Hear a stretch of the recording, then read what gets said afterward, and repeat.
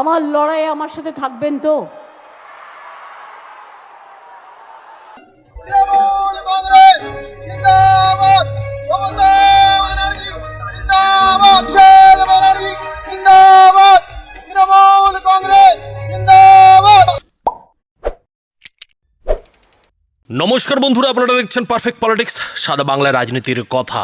বন্ধুরা, সিঙ্গুরে মমতা বন্দ্যোপাধ্যায় বহুদিন পর সভা করলেন, আর সেই সভাতে তৃণমূলের অন্তত আশা ছিল যে মানুষ এতটাই উপচে পড়বে যে সেখানে জায়গা দেওয়া তো দূরের কথা, কাতারে কাতারে মানুষের ভিড়, লাইন রাস্তাঘাটে দেখা যাবে। কিন্তু বাস্তবে যেটা ঘটলো তাতে তৃণমূল নেত্রী নিজেই বলতে বাধ্য হলেন যে আমার লড়াইয়ে আপনারা সঙ্গে আছেন তো। মমতা বন্দ্যোপাধ্যায় ফের বলতে বাধ্য হলেন যে আমার কিন্তু হাড়গোড় ভেঙে দিয়েছিল, আমি কিন্তু ২৬ দিন অনশন করেছিলাম এবং আরও করতাম, আমি মৃত্যুর জন্য প্রস্তুত ছিলাম। কিন্তু মমতা বন্দ্যোপাধ্যায় যখন এইসব কথা বলছেন, তার সিঙ্গুরের সেই পুরনো আন্দোলনের কথা যখন মানুষকে স্মরণ করিয়ে দিচ্ছেন, তখনই যেটা দেখা গেল যে তার জনসভা থেকে মহিলারা উঠতে শুরু করেছেন। মমতা বন্দ্যোপাধ্যায়ের ভাষণ শেষ হওয়ার আগেই এদিন সিঙ্গুরের জনসভায় বেচারাম মান্নারা মমতা বন্দ্যোপাধ্যায়ের জন্য যে মহিলাদের রীতিমতো ধরে বেঁধে এনেছিলেন, তারাও আর মমতা বন্দ্যোপাধ্যায়ের ভাষণের শেষ হওয়া পর্যন্ত অপেক্ষা করতে পারলেন না। আর মমতা বন্দ্যোপাধ্যায় তো পোড় খাওয়া রাজনীতিবিদ, তিনি এইটা বুঝতে পেরেই সঙ্গে সঙ্গে জাতীয় সঙ্গীত গাওয়া হবে বলে ভাষণের শেষ ঘোষণা করে দিলেন। অর্থাৎ মানুষ তো জনসভায় এমনিতে দাঁড়িয়েই পড়েছে, ফলে তিনি তার ভাষণের শেষে জাতীয় সঙ্গীত গিয়ে ব্যাপারটাকে ধামাচাপা দিলেন। এখন এই যে সিঙ্গুরে মমতা বন্দ্যোপাধ্যায়ের জনসভা, সেই জনসভায় বেচারাম মান্নারা অর্থাৎ তৃণমূলের নেতারা ২ লক্ষ মানুষের ভিড় জমায়েত করার টার্গেট রেখেছিল। আর সেই টার্গেটটা রাখতে গিয়ে কি করা হয়েছিল বন্ধুরা, বিরোধী দলনেতা শুভেন্দু অধিকারী তার একটা নমুনা ফেসবুকে দিয়েছিলেন, আর সেই নমুনাটা কি দেখুন। সকল বিএলটিদেরকে গুড মর্নিং।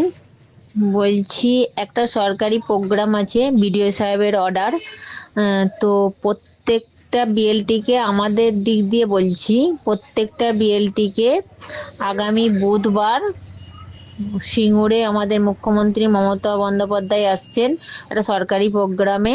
কালকে বিডিও সাহেব ডেকে মিটিং করেছেন এবং আমাদেরকে বলেছে যে মানে এসএসজি গ্রুপের মেয়েদেরকে যেতে হবে, ঠিক আছে? তাই আমি প্রত্যেকটা বিএলটিকে বলবো কোনো অজুহাত না দেখিয়ে, এবং প্রত্যেকটা বিএলটি প্রত্যেকটা দল থেকে তোমরা তোমাদের দল থেকে অন্তত ২-৩ জন করে নিয়ে জয়রামপুরে চলে আসবে ৯:৩০টার মধ্যে, ঠিক আছে? প্রত্যেকটা বিএলটি কি বলছি যেতে হবে। আর যে বিএলটি যাবে না, মানে এখানে তো যাওয়ার কোনো যাব না বলে কোনো তো প্রশংসা নেই, যদি যে বিএলটি যাবে না বলবে সেই বিএলটির নাম আর ফোন নাম্বার আমি কিন্তু বিডিও সাহেবের কাছে দিয়ে আসবো লিখিত করে, ঠিক আছে? আর আগামী দিনে কোনো ট্রেনিং যে কেন দিদি আমাদেরকে দেয়নি বা কেন দেবে না দিদি, এই রকম কাজকর্ম কেন হয়নি দিদি, তার কৈফিয়ত বিডিও সাহেবের কাছ থেকে নিয়ে নেবে, ঠিক আছে? তাই প্রত্যেকটা বিএলটিকে বলবো, বিএলটি মানে আমি চাইছি যে আমার এখানে ২৬ জন বিএলটি আছো, ঠিক আছে? এই ২৬টা বিএলটি তার দল থেকে ২ জন করে বা ৩ জন করে অবশ্যই নিয়ে আসবে, আর সেই বিএলটিকেও যেতে হবে, ঠিক আছে? বিএলটি, আইটিসিআরপি, এসআইএসডি, এফএল, যে সমস্ত মানে আমার ২৬টা সব রকম মিলিয়ে আমার ২৬টা পানিমিত্রা, আমার সব রকম মিলিয়ে ২৬টা বিএলটি আছে, সব বিএলটিদেরকেই যেতে হবে এবং তাদের দল থেকে ২-৩ জন করে নিয়ে আসতে হবে, ঠিক আছে? তাদের দায়িত্ব। তো বন্ধুরা, বুঝতে পারছেন যে সিঙ্গুরের এদিনের মমতার জনসভাকে সফল করার জন্য কি কি ব্যবস্থা নেওয়া হয়েছিল, কি করে মহিলাদের ধরে বেঁধে আনা হবে তার ছক, তার রণকৌশল কিভাবে নেওয়া হয়েছিল। কিন্তু তারপরেও কি দেখা গেল, তারপরেও যেটা দেখা গেল যে এদিন মমতা বন্দ্যোপাধ্যায়ের সিঙ্গুরের যে জনসভার ভিড়, সেই ভিড়ের অর্ধেকই ভরানো হয়েছে স্কুলের ছেলে মেয়েদের দিয়ে, মানে ওই যে কন্যাশ্রী, সবুজ সাথী, সেই সব ছেলে মেয়েদের দিয়েই এদিন সিঙ্গুরের অর্ধেক জনসভা ভরানো হলো।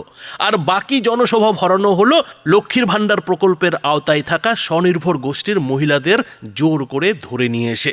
এবং তার থেকেও যেটা মজার কথা যে এদিন মমতা বন্দ্যোপাধ্যায় সিঙ্গুরে জনসভা করলেন ঠিকই, কিন্তু সিঙ্গুর নিয়ে তিনি নতুন কথা কিছুই বলতে পারলেন না। তিনি এদিন তার সিঙ্গুরের জনসভার আগে যে কয়েকটা প্রকল্পের কথা উল্লেখ করলেন, তার মধ্যে দীপক অধিকারীর মানে দেবের যে ঘাটাল প্ল্যান, সেই ঘাটাল প্ল্যানের শুভ উদ্বোধন যেমন ছিল, সেই সঙ্গে 20 লক্ষ বাড়ি দেওয়ার ঘোষণা এদিন মমতা বন্দ্যোপাধ্যায়কে করতে দেখা গেল। কিন্তু বন্ধুরা, আপনারা জানেন যে এই ঘাটাল মাস্টার প্ল্যান নিয়ে মমতা বন্দ্যোপাধ্যায়ের সরকার কি খেলা খেলছে। আজ করব কাল করব করে কিভাবে এই ঘাটাল মাস্টার প্ল্যানকে মমতা বন্দ্যোপাধ্যায় ঝুলিয়ে রাখছে, এবং শেষ পর্যন্ত গত যে বাজেট, সেই বাজেটে ঘাটাল মাস্টার প্ল্যানের জন্য 500 কোটি টাকা তো রাজ্য সরকার ধার্য করেছে ঠিকই, কিন্তু সেই টাকা যে এখনো পর্যন্ত খরচ করা শুরুই হয়নি, সেটা মমতা বন্দ্যোপাধ্যায়ের এদিনের যে ঘাটাল মাস্টার প্ল্যানের শুভ উদ্বোধন, সেই শুভ উদ্বোধনেই বেশ বোঝা গেল যে যখন সরকারের আর 1 মাস 2 মাসও সময় নেই, তখন মমতা বন্দ্যোপাধ্যায় ঘাটাল মাস্টার প্ল্যানের শুরু করলেন। মানে ওই যে 500 কোটি টাকা বাজেটে বরাদ্দ হয়েছিল, সেই টাকা খরচের তিনি অনুমোদন দিলেন। তো সেই ঘাটাল মাস্টার প্ল্যানের কি দশা হবে, কি দশা হয়েছে বন্ধুরা নিশ্চয়ই বুঝতে পারছেন। আর এই যে বাংলার বাড়ি, সেটাও কিন্তু তিনি এমন দিনে 20 লক্ষের কথা ঘোষণা করলেন যখন এই বাড়ি করার জন্য রাজ্য সরকারের কাছে সময় নেই, তৃণমূল সরকারের কাছে আর সময় নেই। ঠিক সেই সময় মমতা বন্দ্যোপাধ্যায় কিন্তু 20 লক্ষ বাড়ির কথা সিঙ্গুর থেকে দাঁড়িয়ে ঘোষণা করে দিলেন। ফলে বন্ধুরা বুঝতে পারছেন যে খেলাটা কোথায়। তাহলে সিঙ্গুরে গিয়ে মমতা বন্দ্যোপাধ্যায় করলেনটা কি? আসলে সিঙ্গুরে গিয়ে এদিন মমতা বন্দ্যোপাধ্যায় যেটা ঘুরে ফিরে সেই কুমির ছানার মতো করে দেখিয়ে যেটা বললেন যে সিঙ্গুরবাসীকে তিনি যে কথাগুলো দিয়েছিলেন সেগুলো তিনি এরই মধ্যে পূরণ করেছেন। সিঙ্গুরে তিনি এগ্রিকালচারাল পার্ক তৈরি করে দিয়েছেন। মানে ওই যে একসময় খবরে দেখা গিয়েছিল যে তিনি সিঙ্গুরের মাটি কেটে সেখানে পুকুর তৈরি করছেন, মাছ চাষ করছেন, আর সর্ষের চাষ করেছিলেন, সর্ষের বীজ ছড়িয়েছিলেন। তো সেটাকেই তিনি এদিন রীতিমতো গ্রিন ইন্ডাস্ট্রিয়াল পার্ক বলে চালিয়ে দিলেন। সেই সঙ্গে সিঙ্গুরে এই যে ফ্লিপকার্ট এবং অ্যামাজনের বড় বড় ওয়্যার হাউস, সেই সব তৈরির কাজ চলছে, সেগুলো খুব শিগগিরই হয়ে যাবে। অর্থাৎ মমতা বন্দ্যোপাধ্যায় এদিন সিঙ্গুরের জন্য নতুন কোনো কথাই বলতে পারলেন না। আর বলবেনই বা কি করে? যে জমিতে তিনি একসময় সর্ষের বীজ ছড়িয়েছিলেন, সেই জমিতে তো আজও বড় বড় পাথর আর লোহা বেরোচ্ছে, আর সেই লোহা চুরি করে বিক্রি হচ্ছে। তবে হ্যাঁ, মমতা বন্দ্যোপাধ্যায় এদিন সত্যি কথাই স্বীকার করেছেন যে সিঙ্গুরে তিনি কিছু দিতে পারুন আর না পারুন, সিঙ্গুরের মানুষের জন্য কিন্তু ভাতা চলছে, সিঙ্গুরের মানুষের জন্য কিন্তু ফ্রিতে চাল ডাল আটা এখনো দেওয়া হচ্ছে। অর্থাৎ মমতা বন্দ্যোপাধ্যায় এদিন সিঙ্গুরে গিয়ে পরিষ্কার যেটা বুঝিয়ে দিলেন যে সিঙ্গুরে তিনি কথা রেখেছেন, সিঙ্গুরবাসীকে তিনি যেটা দিতে চেয়েছিলেন সেটা তিনি দিয়েছেন। আর এই নরেন্দ্র মোদী এসে বড় বড় কথাই বলতে পারে, একটা ইটও কিন্তু পোতার ক্ষমতা এই মোদীর নেই, এমনটাই কিন্তু দাবি করেছেন মমতা বন্দ্যোপাধ্যায়। এখন মমতা বন্দ্যোপাধ্যায়কে কে বোঝাবে যে নরেন্দ্র মোদী তো আর পশ্চিমবঙ্গের মুখ্যমন্ত্রী নন যে সিঙ্গুরে তিনি ইট পুঁতবেন। আর কেন্দ্র সরকার যদি সিঙ্গুরে কোনো প্রকল্প করতে চায়, তাহলে জমি কি মমতা বন্দ্যোপাধ্যায় আদৌ দিতে পারবেন, দেবেন? কেননা বাংলাদেশি অনুপ্রবেশ রুখতে রাজ্য সরকারের কাছে যে জমি সেনা কিংবা কেন্দ্রীয় সরকার চেয়েছে, সেই জমিই তো মমতা বন্দ্যোপাধ্যায় দিতে চাইছেন না, সেই জমিই তো মমতা বন্দ্যোপাধ্যায় দিতে পারছেন না। ফলে এই সিঙ্গুরে কেন্দ্রের নরেন্দ্র মোদী সরকার যদি কোনো ইট পুঁততে যায়, তাহলে কি মমতা বন্দ্যোপাধ্যায় তার জন্য জমির ব্যবস্থা করবেন? মনে তো হয় না। ফলে মমতা বন্দ্যোপাধ্যায়ের এদিনের যে সিঙ্গুরের ভাষণ, সিঙ্গুরের সভা, সেই সভা বলতে গেলে সেই এসআইআর বিরোধী সভায় পরিণত হয়েছে। যথারীতি এদিন মমতা বন্দ্যোপাধ্যায় সিঙ্গুরে গিয়ে এসআইআর বিরোধিতা করেছেন। এসআইআর বিরোধিতা করতে গিয়ে রীতিমতো প্রধানমন্ত্রী নরেন্দ্র মোদী এবং কেন্দ্রীয় স্বরাষ্ট্রমন্ত্রী অমিত শাহকে ব্যক্তিগত আক্রমণও পর্যন্ত করে ফেলেছেন। আর সেই ব্যক্তিগত আক্রমণ করতে গিয়ে তিনি ঠিক কি বলেছেন বন্ধুরা দেখুন। যে মা বোনেরা বিয়ের পর শ্বশুরবাড়ি গেছে, বলছে কেন তোমার টাইটেল চেঞ্জ হয়েছে, জবাব দিতে হবে। আমি জিজ্ঞেস করি, প্রধানমন্ত্রীজি আপনাকে সম্মান জানিয়ে আপনার ওয়াইফের টাইটেলটা কি? যদি স্বীকার করে থাকেন, স্বীকার করেন, মিস্টার হোম মিনিস্টার যা করে বেড়াচ্ছেন, জবাব তো দিতেই হবে। আপনার বউয়ের টাইটেল কি? তাহলে বাংলার মেয়েরা বিয়ে করে শ্বশুরবাড়ি গেলে তার যদি পদবি সে চেঞ্জ করে, তাকে ডেকে পাঠাচ্ছেন, তাকে বাদ দিয়ে দিয়েছে। অ্যান্টি উইমেন, অ্যান্টি মহিলা, শুধু তোমরা খাবে আর সবাই বলবৎ। এটা চলবে না, এটা চলবে না, এটা চলবে না। এর জন্য তোমরা অনেক দেখেছো, কিন্তু বাংলাকে দেখোনি। বাংলা যদি উত্তর দেয়, মনে রাখবে বাংলার পাশে দাঁড়াবার ক্ষমতা তোমাদের নেই, আর পারবেও না। আর আমাকে তোমরা ঘেচু করবে, আমাকে তোমরা ঘেচু করবে।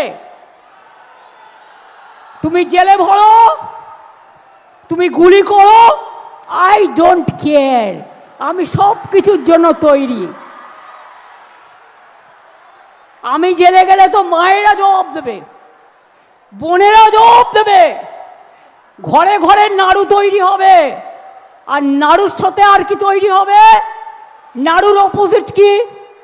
নাড়ুর অপোজিট কি? মিলিয়ে বলো। আগে মানবিক হন, দানবিক হবেন না।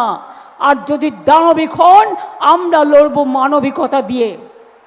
তাই আজকে সিঙ্গুরের মাটি, যে মাটি আমায় জয় করিয়ে দিয়েছিল, সিঙ্গুরের কৃষি জমি ফিরিয়ে না দিলে আমি জীবন বাজি রেখেছিলাম, 26 দিন অনশন করেছিলাম, আরও করতাম, মরবার জন্য তৈরি ছিলাম। কিন্তু কৃষকদের জমি ফিরিয়ে দেবো বলেছিলাম, ফিরিয়ে দিয়েছি। আর তোমরা কি করেছো? সিঙ্গুরে দাঁড়িয়ে মিটিং করে শুধু আমাকে গালাগালি দিয়েছো, কিছু করেছো? একটাও ইট পুঁতেছো না, কিছু করবে না, শুধু বড় বড় কথা, বড় বড় বুলি। এ বুলি চলবে না বাংলায়। জেনে রেখে দাও, তোমাদের জনগণ একদিন জনগণের আদালতে বন্দি করবে। আর সেদিন তোমরা পিঠে পোস্টার লাগিয়ে বলবে, আমি বিজেপি করি না, আমি বিজেপি করি না, আমি বিজেপি করি না। সেই দিন আসছে। তো বন্ধুরা, বুঝতেই পারছেন যে এদিন সিঙ্গুরে গিয়ে মমতা বন্দ্যোপাধ্যায়ের নতুন কিছু বলারই ছিল না, নতুন কিছু বলার মতো কথাই ছিল না। ফলে এদিন মমতা বন্দ্যোপাধ্যায় সিঙ্গুরে গিয়ে যথারীতি তার যে সেই রণকৌশল, এসআইয়ের বিরোধিতা, সেই এসআইয়ের বিরোধিতার কথাই টেনে এনেছেন এবং যথারীতি তার পুরো ভাষণেই এসআইয়ের বিরোধিতা করে গেছেন। আর এই এসআইয়ের বিরোধিতা করতে গিয়ে ভাষণের মাঝে 2 লাইন তিনি সিঙ্গুর নিয়ে কথা গুজে দিয়েছেন। ফলে যা হওয়ার তাই হয়েছে। মমতা বন্দ্যোপাধ্যায়ের ভাষণ শেষ হওয়ার আগেই মানুষ কিন্তু সভা ছাড়তে শুরু করেছে। মানুষ কিন্তু বুঝতে পেরে গেছে যে এই সিঙ্গুর নিয়ে মমতা বন্দ্যোপাধ্যায়ের ঝুলিতে আর কিছুই নেই, ঝোলাতে আর কিছু নেই। মমতা বন্দ্যোপাধ্যায়ের সিঙ্গুর ইতিহাস হয়ে গেছে। তবে মন্দের ভালো যে মমতা বন্দ্যোপাধ্যায় এতদিন পর সিঙ্গুরে ফিরে অন্তত সভাটা করেছেন। আর এখানেই বিরোধীরা যেটা বলছেন, মানে বিজেপির নেতারা যেটা বলছেন, যে মমতা বন্দ্যোপাধ্যায় সেটা করেছেন ঠেলায় পড়ে। ওই যে কথাই আছে না, যে ঠেলায় না পড়লে বেড়াল গাছে চড়ে না। মোদি সিঙ্গুরে সভাটা করেছিলেন বলেই কিন্তু মমতা বন্দ্যোপাধ্যায়কে সিঙ্গুরে সভা করতে বাধ্য হতে হয়েছে। না হলে মমতা বন্দ্যোপাধ্যায় সিঙ্গুরে এই বিধানসভা ভোটের আগে যেতেন? বন্ধুরা, আপনাদের কি মনে হয়? আপনাদের মতামত অবশ্যই এই ভিডিওটির নিচে কমেন্ট বক্সে লিখে জানাবেন। ধন্যবাদ।